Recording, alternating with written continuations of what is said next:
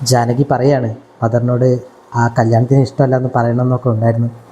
പക്ഷേ അവരുടെ സന്തോഷവും അത് കാരണം അവിടുത്തെ ഒരുപാട് കുട്ടികൾക്ക് പഠിക്കാനും എല്ലാത്തിനുള്ള അവസരം ഉണ്ടാവുമെന്ന് ഓർത്തപ്പം ഒന്നും പറയാൻ തോന്നിയില്ല എന്ന് പറയും. അവരങ്ങനെ വിവാഹം നിശ്ചയിച്ചു. റൂമിലുള്ള കൂട്ടുകാരിയോട് സംസാരിക്കുന്നതിനിടെ അവർ നകുലൻ്റെ കാര്യം പറയുമ്പോൾ ജാനകിക്ക് എന്തോ അത് കേൾക്കുമ്പോൾ ഒരു വിഷമമാവും.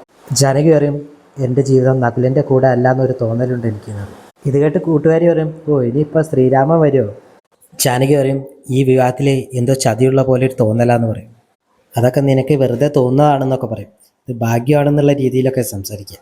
ഇത് കേട്ട് ജാനകി പറയും, ഇപ്പോഴാണ് എനിക്ക് ബന്ധുക്കളൊക്കെ ഉണ്ടായിരുന്നെങ്കിൽ എന്ന് ആഗ്രഹിച്ച്, എങ്കിൽ അയാളുടെ ബാംഗ്ലൂരിലെ അവസ്ഥ എന്താണെന്നൊക്കെ അന്വേഷിച്ചറിയായിരുന്നു എന്നൊക്കെ.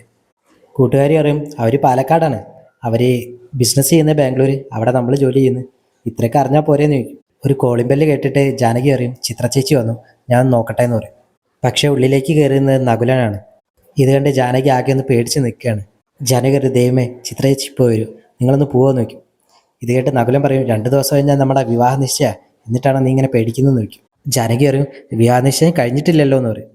ഇത് കേട്ട് നകുലൻ പറയും, നമുക്ക് പുറത്തു പോകാൻ വേണ്ടിയിട്ടാണ് ഞാൻ വന്നത്, നിനക്ക് വേണ്ട സാധനങ്ങളൊക്കെ വാങ്ങിച്ചു തരാൻ എടത്തിയമ്മ പറഞ്ഞിട്ടുണ്ടെന്ന് പറയും.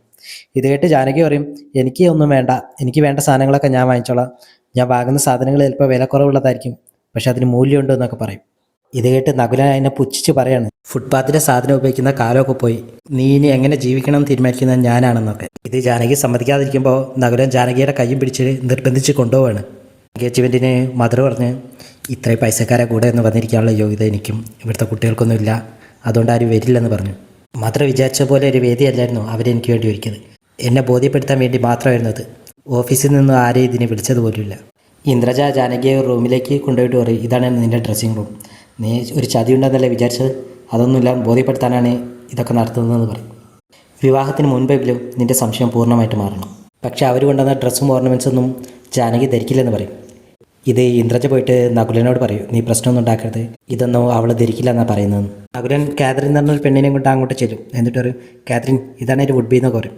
ജാനകി ചോദിക്കും, ഇതാരാന്ന് ചോദിക്കും. പറയും, നിന്നെ ഒരുക്കാൻ വേണ്ടി വന്ന ബ്യൂട്ടീഷ്യനാണെന്ന് പറയും. പക്ഷേ ജാനകി പറയും, എനിക്കതിൻ്റെ ആവശ്യമില്ല, ഞാൻ ഒരുങ്ങി കഴിഞ്ഞു എന്ന് പറയും.